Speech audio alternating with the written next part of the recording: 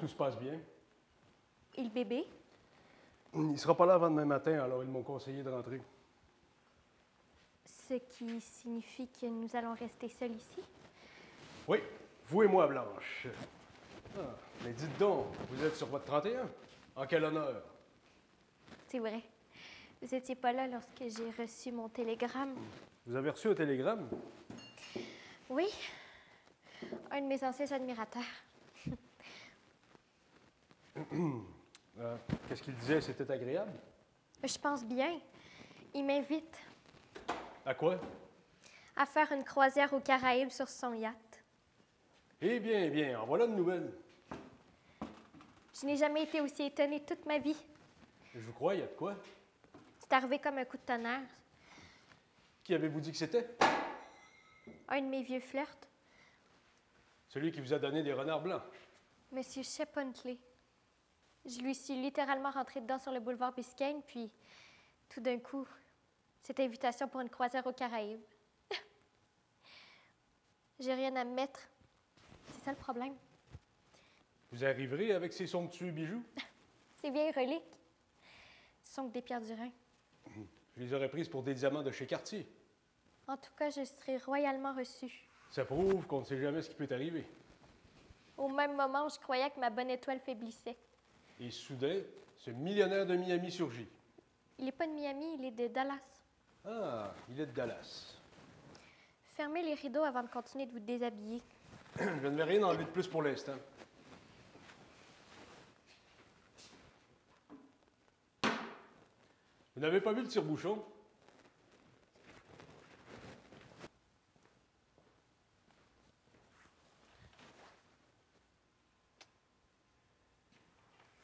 J'avais un cousin qui pouvait ouvrir une bouteille de bière avec ses dents. C'était la seule chose dont il était capable. C'était un tire-bouchon humain. Un jour, à un mariage, il s'est cassé les deux dents de devant.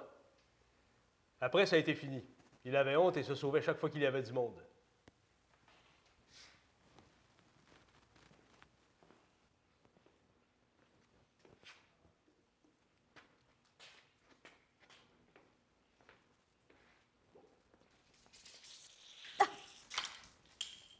La pluie du ciel.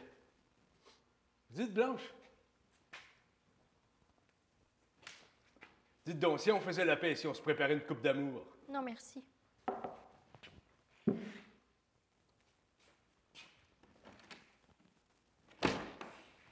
Voilà quelque chose que je sors pour les grandes occasions.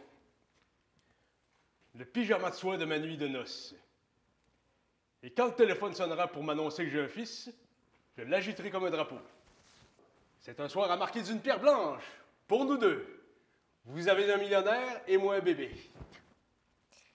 Ça va être divin de retrouver un peu d'intimité. Je pourrais en pleurer de joie. Et ce millionnaire de Dallas, il ne va pas gêner votre intimité. Il ne va pas s'occuper de vous intimement, non? En tout cas, pas comme vous le pensez. Cet homme est un gentleman. Il me respecte. C'est d'une compagne qu'il a besoin. Parfois, lorsqu'on a une immense fortune, on se sent souvent très seul.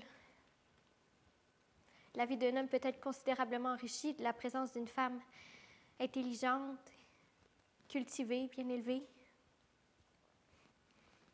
Ça paraît drôle, passer pour une femme sans le sou, avec tous les trésors scellés dans mon cœur. Je suis une femme riche, très riche. J'ai été stupide de dilapider mes perles au hasard.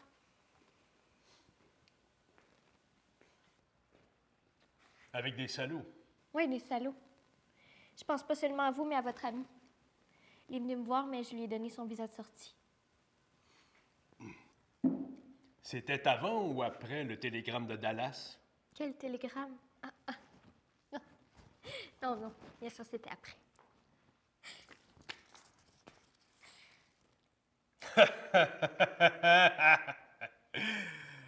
Au fond, il n'y a pas eu de télégramme, rien. Il n'y a que votre imagination, et vos mensonges, et tous vos trucs. Non, mais regardez-vous donc.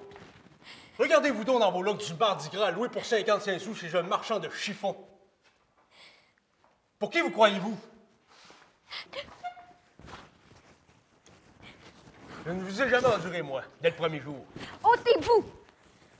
Vous arrivez ici, vous jetez de la peau de rosier partout, vous fourrez votre parfum dans tous les coins, vous recouvrez l'ampoule d'une lanterne de papier et voilà que c'est à vous.